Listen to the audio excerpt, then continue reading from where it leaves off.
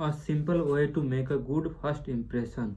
At a dinner party in New York, one of the guests, a woman who had inherited money, was eager to make a pleasing impression on everyone. She had squandered a modest fortune on several diamond and pearl, pearl. But she hadn't done anything whatever about her face.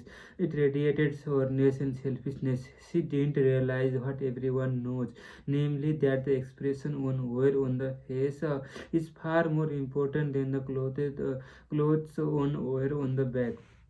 Once back, Charles Schwab told me his smile had worth $1 million, and he was probably understanding the truth.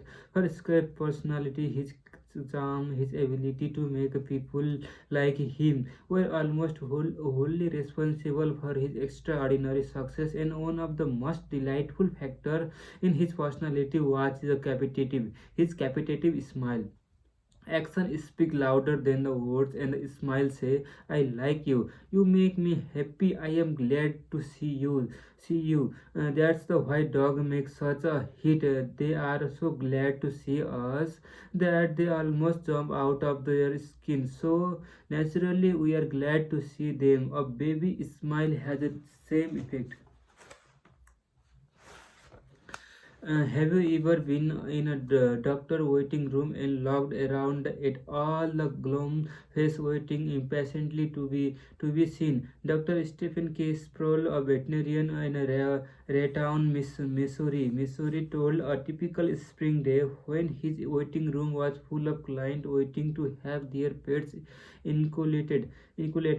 No one was talking to anyone else, and all were probably thinking of dozen other things they would rather be doing, wasting time sitting in that office. He told one of our classes there were 6 or 7 clients waiting when the young woman came in with a 9-month-old baby and kitten. As luck would have it, she sat down next to the gentleman who was more than a little distraught about a long wait for service. The next thing he knew, the baby just looked up at him with the great big smile that is so characteristic of babies. What did the gentleman do? Just what you and I should do. Of course, he smiled back at the baby. Soon he struck up a conversation with a woman about her baby and his grandchildren, and soon the entire reception room joined in, and the boredom and tension were converted into the pleasant and enjoyable experience.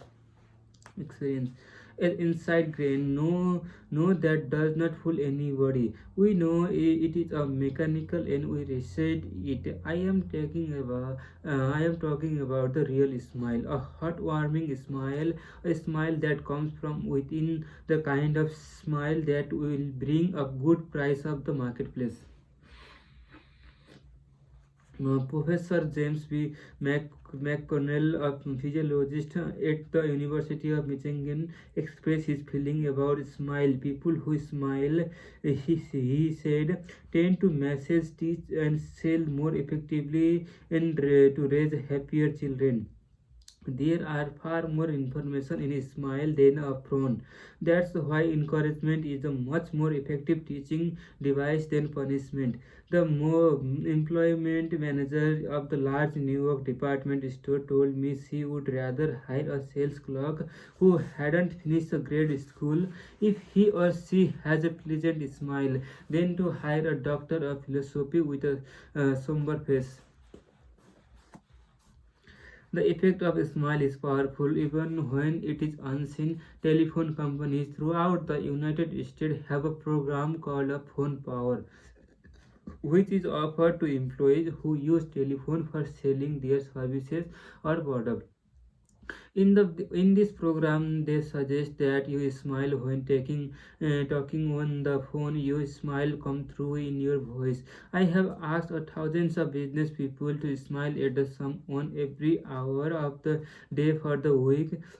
For a week, then they comes to classes and talk about the result. How did it works? And let's see. Here is the letter from the William B. Stanhart, a New York stockbroker. His case isn't isolated. In fact, it is typical hundreds of cases.